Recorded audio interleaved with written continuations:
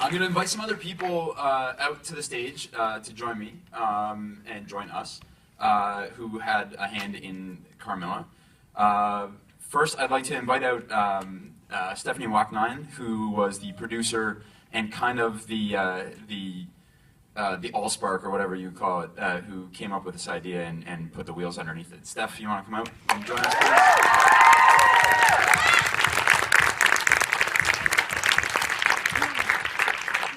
The entire series would not have been possible without the support of Kotex, or You by Kotex, so as such, I'd like to invite Robin and Denise out, who are our Kotex people. They basically held our hands through the process. I'm going to guess that most of you guys are fans of the series. Is that a fair guess from the audience base here? Okay, there's not a lot of people here from the industry. It's mostly people who just like the show. I'll keep it away from industry questions. We'll just stick to the show questions. The first thing I want to ask you guys is, and I'm going to throw this out to sort of everybody, but I'll maybe target a few of you guys. Please share the mics too. Oh, do you guys have one? I'll start with a cast question, because you guys have been hanging out with them for a little bit. Since most of you guys are sort of theater trained, what I'm curious to know from each of the cast is how your sort of theater training kind of prepared you for this unusual production model, being like the one camera angle for 36 episodes. So why don't we start with Annie Briggs?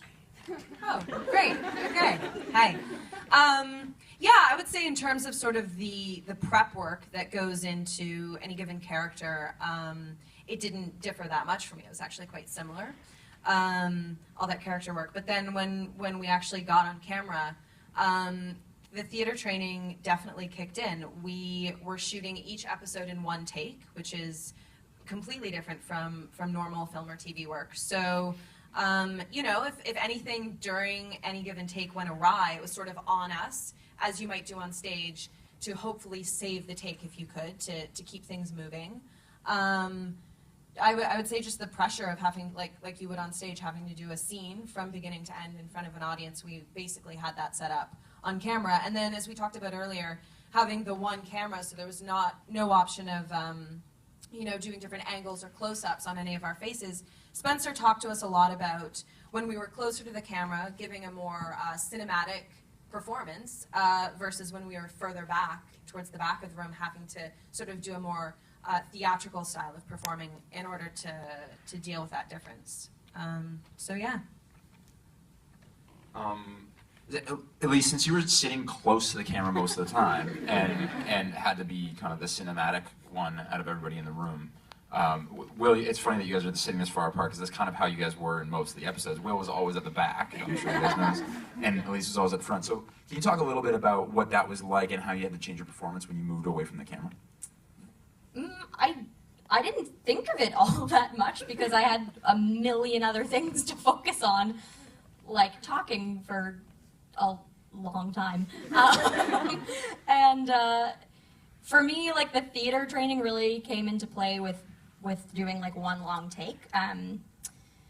Because yeah, you really just had to like trust yourself and trust everyone in the room, which I really did, to just keep on going if something kind of like went a little bit awry, and you can't like focus on like that one moment that something kind of happened that didn't go according to plan. You just had to like move on with it. So it was really like freeing in that way, because there weren't as, like, you think that there were more restrictions, but there was almost like less of them, because it was just kind of like capturing life as it happened, and like life doesn't go always like according to plan. So yeah.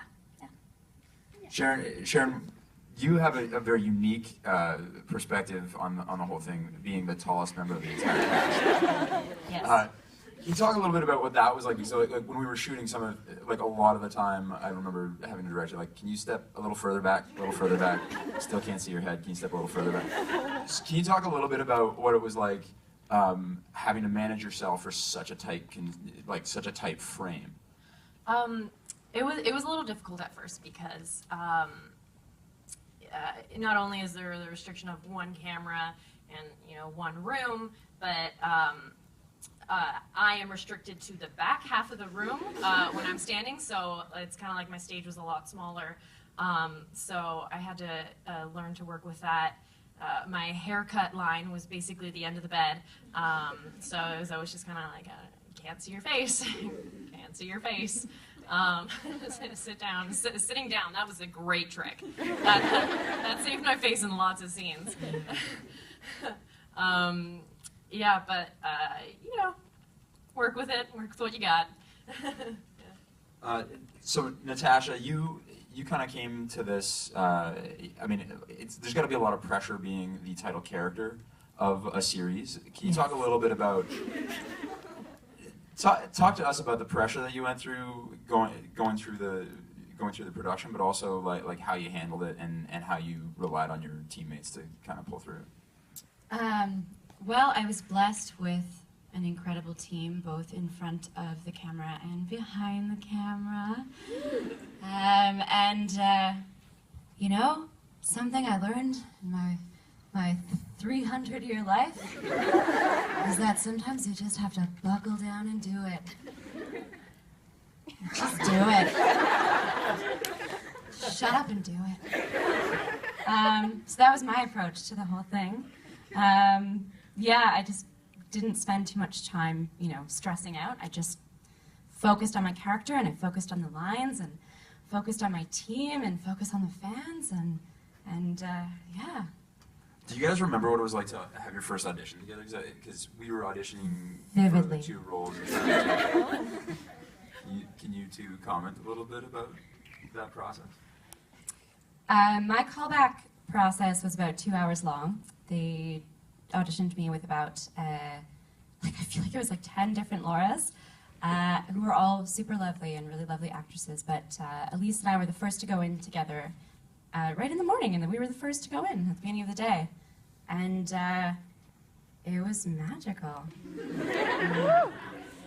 I don't know, we just did it, and I thought to myself, if I get cast, that's my Laura. All right, Aaron, can you tell me, you didn't originally come in for the role of Will. Yeah. Can you talk a little bit about sort of like how you came into contact with the series and your whole sort of trajectory through it? So from getting the audition, getting into the show, and then being on set and stuff like that. And I'm going to ask you to speak a little bit from Matt because he's not here. Yeah, totally.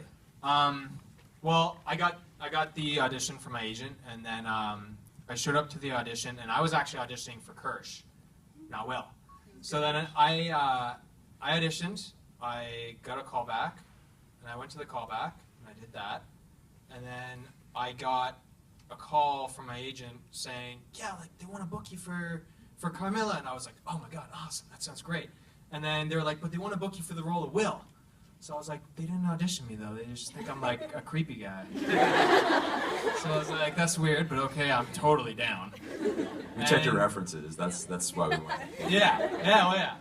So, yeah, I feel like I didn't see, or no, I did see Matt.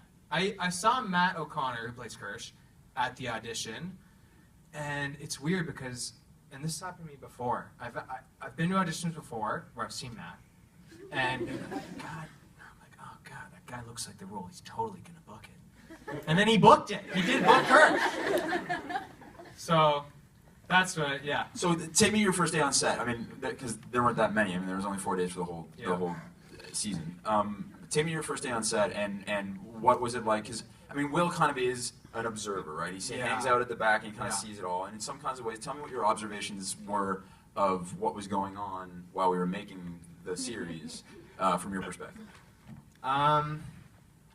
Like during the scenes, or as myself, Aaron? Everything from showing up to watching scenes that you're not in, how the crew was working, how the cast was working, how Robin and Denise were sort of like coordinating with Steph and the rest of the team and stuff like that. Like, Yeah. paint a portrait for everybody here of what it looked like while we were trying to make this show. Okay. Well, you guys know we shot everything in 4 days. And how many pages a day did we do? Like 50 or? But that was 190 pages for 4 days. There you go. So there was a lot to do. I don't know if I am, maybe I'm not a good observer. I don't know. I think I am.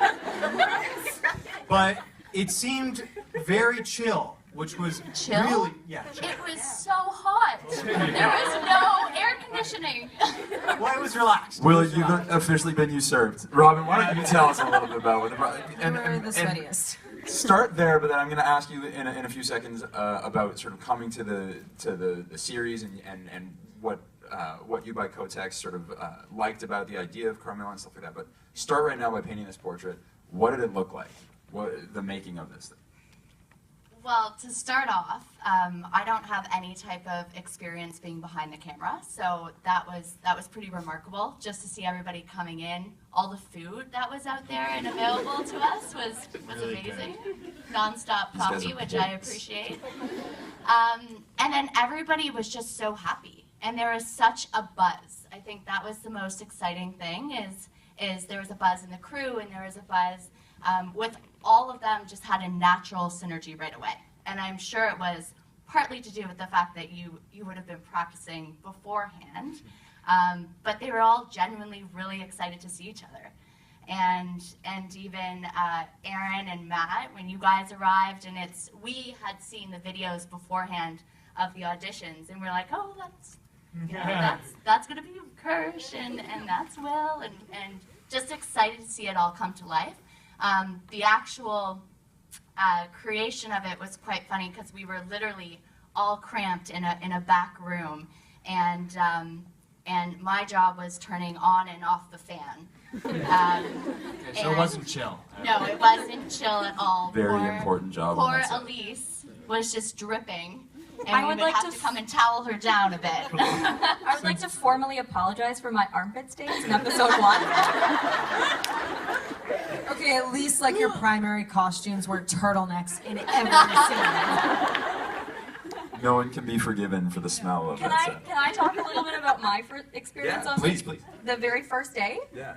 So like we had like rehearsed a little bit, and I was fairly confident and like feeling like we had a good team and everything. And then the very first shot of the day, I was so nervous for, like more nervous than I've been for anything in my life. And I clearly am like a nervous sweater. and I do a lot of yoga, and so I was like freaking out, and I was like in my head, and Grace, the girl who plays Betty, she was like, okay, let's just like, it was like our scene, episode 1, and she's like, let's just go, like we'll go do something. And so we like went into the backyard, and I like disrobed and started teaching like a 5-minute yoga class for like me and Grace, and like on the back like patio, and then I cooled down, and then we filmed for 4 days. That was my experience.